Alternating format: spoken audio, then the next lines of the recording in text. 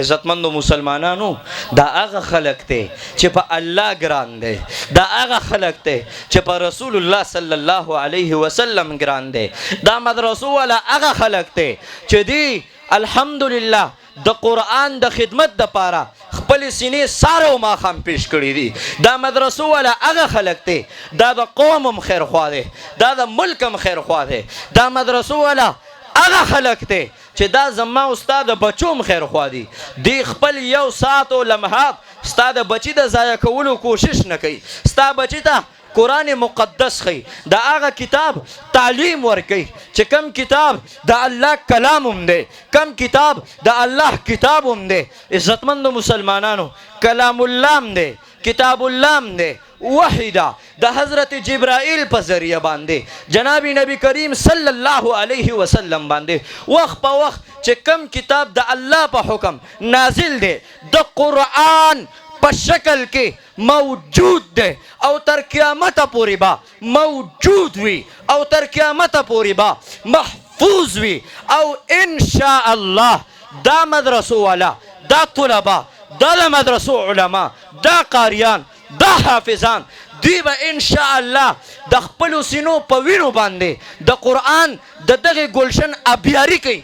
د کم قرآن پیغام چې الله مونږ ته د حضرت جبرائیل په ذریعه محمد مصطفی صلی الله علیه وسلم ته هغه قرآن چې محمد مصطفی صلی الله علیه وسلم د صحابو په ذریعه باندې د وینو په چپو کې د وینو د سیلاب په شکل کې نن الحمدلله ما او تا په خپل اصلي شکل کې محفوظ او موجود دی.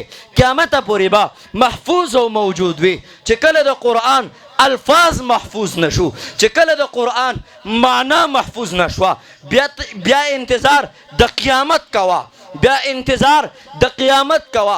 د قرآن الفاظ موجود، د قرآن معنا موجود، قرآن محفوظ، د قرآن معنا محفوظ او قرآن عالم موجود او د قرآن عالم محفوظ.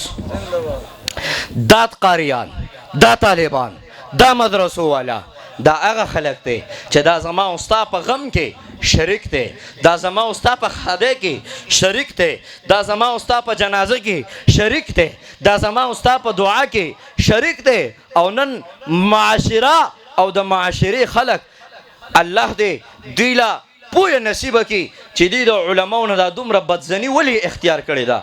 زوام علما خو د انبیاء کرامو وارثان دي. علما خو هغه خلق دی، هغه خلق دی چې د دې په مجلسونو کې الله جل جلاله د علماو د علم د عمل د وجینا د دې د صحبت د وجینا ډیر نافرمانه فرمان بردار کړو، ډیر بیلمازه منځګزار کړو، ډیر بدونو ته دینداری نصیب شوه، ډیرو کفارو د دې په لاس هغه لاس کې خودو مسلمانان شو، اسلام کې داخل شو.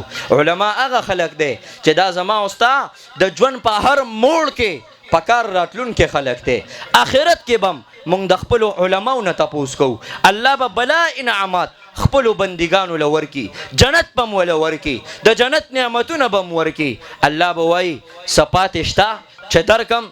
جنتیان به وایي الله جنت پکارو هغه دې راکو، د جنت نعمتونه پکارو هغه دې راکړل. الله به وایي نه څه پاتې دي، ګورې څه پاتې شته. دی به وایي الله مونږ نه پوهېږو، مونږ به لاړ شو د خپلو علماو نه به تپوس وکړو. علماو نه چې تپوس وشي علما به ورته وایي چې د الله دیدار پاتې دی، د الله زیارت پاتې دی. او بیا دا انعام خلاصه کې چې کما یلیکو بشانه دغه دیدار وشي، بیا به الله د خپل شان لایقه مناسب، د خپل شان مناسب په خپل آواز کې د قرآن تلاوت شروع کی او دا جنتیان به اوري. لہذا